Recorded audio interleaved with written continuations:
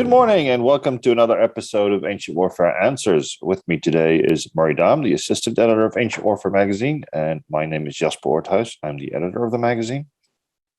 And on Ancient Warfare Answers, we try to answer listeners' questions. And to get those questions to us, you can email them to us at awa@ancient-warfare.com, or you can go to romanarmytalk.com and post your question in the Ancient Warfare section. Or if you're a patron, you can go to patreon.com/Ancient Warfare Podcast and become a patron and post your question there. So there's all kinds of ways to get your question to us.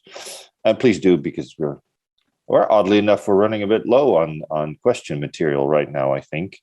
Of course, we have to paraphrase any question with, we have to be able to answer it somewhat in short of 10 minutes. We try to stay within limits. Anyway, enough preamble.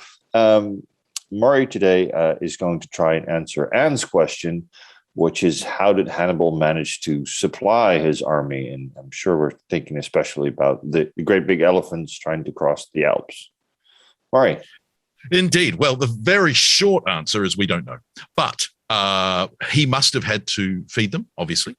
These things don't just happen. And it's one of those things in most of our sources that they don't concentrate on. Probably the only one where we get the minutiae of securing supply is in Caesar's Gallic Wars, where he tells us about laying in supplies at this place, that place, that place.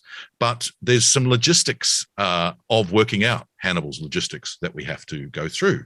So depending on which source you're following, Hannibal has between 30 and 90,000 men. Most people today favor the lower number. Between 6 and 12,000 cavalry. Again, most people favor the lower number. And between 37 and 40 elephants. Really doesn't make a difference if you choose 37 or 40. And then, of course, for all of those, they're marching through the Alps, which no one expected him to do. It's a 16-day journey that he goes through the Alps on. Now, your elephant, generally speaking, requires between 150 and 170 kilograms of feed per animal each day. This, therefore, gives us a number of between 96,000 and 108,800 kilograms of food for the elephants alone. So you're looking at between 96 and 108 metric tons of feed just for the elephant. For those 2 weeks. For those 2 weeks. So obviously much less likely to be able to forage. The timing obviously is also that they're coming over early in the year, so there's not the spring growth. All sorts of problems that he must have had to have got those stores in order to make the march. That's crazy amounts of thing. And that, of course, is also not a bare survival minimum. That's keeping them fighting fit. Now, obviously, he loses most of the elephants in the Alps. Perhaps something went wrong, but it could also be that we're told the paths that he went through weren't wide enough and all sorts of other problems. But on top of that, not just the elephants have the food, the horses, and again, between 6,000 and 15,000 horses. Now, I did some fabulous research on this. So your average weight of your horse is between 380 kilograms and 1,000 kilograms today. Most of the horses, of course, in the ancient world are probably on the smaller scale of that scale. So let's say 400 kilos per horse. A horse, in order to stay in peak physical condition, and again, you want your cavalry to be in peak physical condition, needs to eat about 2.5% of their body weight per day. So you're looking at, for them, between 960 tons of fodder to 2,400 tons of fodder for the horses. And again, this is a time of year where they're obviously not going to be able to forage as much as normally in rich grasslands. So all of that's going to be carried. So when you start to add it up, it's not just an amazing feat of marching, it's an amazing feat of logistics. And then the men. Now, again, these are soldiers you expect to fight at the end of it. And obviously, Hannibal fights his most, the beginnings of his most famous battles as soon as he arrives in Italy at the Battle of Trebia and Ticinus. So they're clearly not starved. They must have eaten enough to stay healthy. So you're looking at between 500 grams and a kilogram of food per man per day. So again, for those 16 days, you are looking at 480 tons of food for the men, and that's on the low end at 30,000 men. If you want to say 500 grams is enough for any man to live on in modern rigorous terms, that's only 240 tons. If you go up to the other end, 90,000 men, which no one accepts today, but it's in the sources, you're looking at 1,440 tons of food, or 770 tons of food if you want to go for only 500 grams. And your men are not going to be able to carry all of that each. They're not going to be carrying, 16 kilos of food with each man. Maybe it might spoil. Who knows what's going on? So in order to get all of that food, in addition to the troops, you've got camp followers that, again, camp followers are fascinating because camp followers tend to be invisible. We only ever find out about camp followers when they're expelled. Yeah, we get, that's true. Various sources telling us Scipio Africanus expelled the camp followers. His son expelled the camp followers. You're like, wait a minute, hang on, I thought they were expelled. And a bit like the weakest outside Roman forts, that every fort has a weakest. That once upon a time they were such a rarity in archaeology because it was obviously not as exciting as the military forts. There were only one or two weakie, and so it was like, oh, this is a rare thing. But now we know that basically every Roman fort had one, and that those communities serviced the men with the necessary supplies in these forts and communities. And the fascinating thing about that is that even with Hannibal, that must have been part of his train.